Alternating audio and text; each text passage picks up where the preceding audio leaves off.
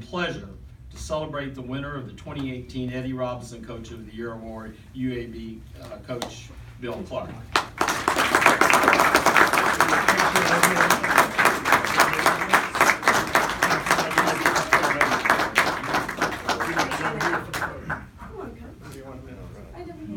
Eddie, go that way just a little. You can slide in. All right. This little director figure. Here we go. I can't see. Eddie, 3. Okay, now Steve, you gotta slide back. Yay! That fight is just like a singular ad. You follow the left arm. Thank you. It's good. All right. Okay, yeah. Take your seats, and I get to grill Coach Clark All right. for a minute. And he'll get to say some remarks. I'm going to. Right here? All right. Yeah, you can sit down a second. One of the questions was, are you surprised that this all came together in 2 years? I mean, could you have possibly imagined being a conference champion 2 years after you brought this thing back? This would be one of those things in our wildest dreams. This would be something that, we would hope for, but I honestly can say no.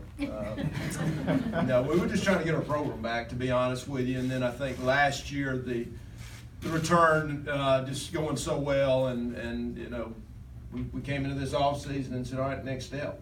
The next step was to start talking about a conference championship, and there's always that question when you verbalize something and you put it out there. You're setting yourself up that something bad could happen, but we. That's what we put out there, and the guys believe. The staff worked their tails off, and here we are. What do you believe keys have been, or were there maybe 2 or 3 things that you did to getting the thing turned around? What was your plan? Did you have a blueprint? Well, one of those things that while we were sitting around without a job, it was kind of the funny thing. We talked about the roller coaster ride of the calls nightly of, Coach, we want to bring the program back, and I would laugh and say, we don't have a program, and we'll help bring this back if you stay. And I'll say, okay, I will stay if we do it right, and you understand what that means. And so obviously, as we brought it back, it was okay. Wait, this is really happening, and all we could kind of look back is what had happened in maybe a program like SMU that had their program shut down, which led us from, they had went with all freshmen, and that was kind of how we got into the junior college model of going around the country and trying to bring in some older guys. And, as I was telling, we were talking about today about just, our guys are literally from all over the country. And just kind of believed in this vision we had, and every day something new would happen as we raised money, built facilities, and, it all just kind of came together.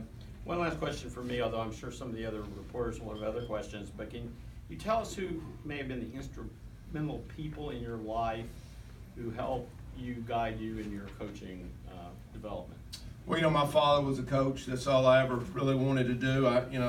We laughed. We had one little air conditioning unit in the back of the house where he watched film, and so I would always find a way to get back there with him. But the thing that I loved, and I say that all the time, was I loved the strategy. I loved the games, but what I loved was just how his players looked up to him. My dad's about this tall, and I would say, how does a 6'2" or 6'3" guy find a way to look up to this little guy? But and I say this, and this is what I believe. I say to our players, football is not more important than your faith. It's not more important than your family. It's not more important than your education, but it's important. And we don't make, I think it's such a vehicle for all of us, the lessons it's taught, the difference in so many lives it's made. But he was a huge inspiration to me, and of course, just guys you've named on that list. Well, what an honor, and obviously Coach Robinson, and what he's done for so many people, and what he did for so many people, and just big honor. Okay, if you have any personal remarks on the side, I do. I'm sure you do.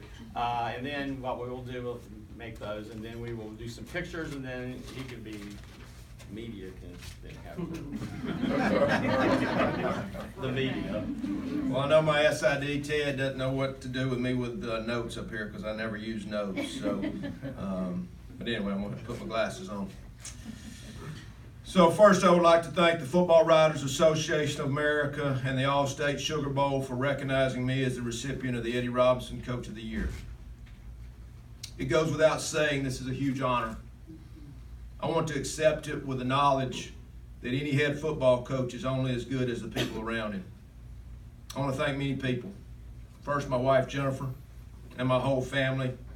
My son Jacob, who got to play for me this year. What fun that was. My daughter Katie, and both her family, and all my family. And I've mentioned my dad and the support they've always given me.